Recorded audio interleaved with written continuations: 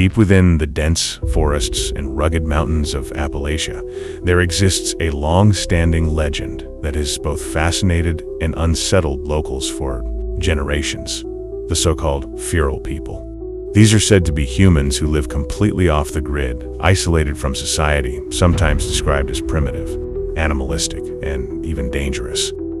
The idea of feral people isn't entirely fictional. The term feral refers to humans who live in the wild, often without modern socialization or connection to society. In Appalachia, these stories are fueled by the region's vast wilderness, hidden cave systems, and remote hollows where people can disappear from public view.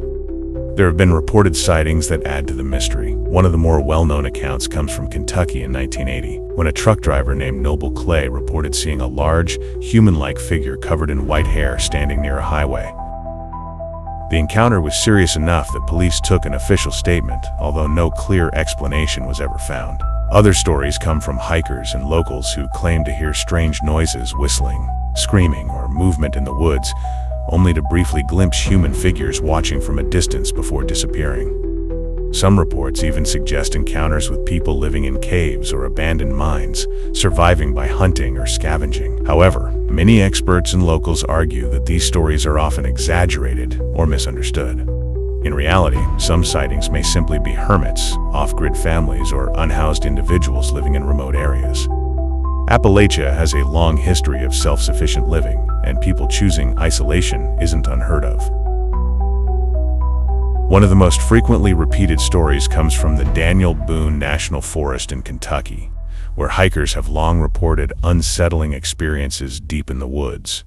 In one commonly shared account, a group of campers described hearing rhythmic knocking on trees late at night, something they first assumed was another hiker signaling for help.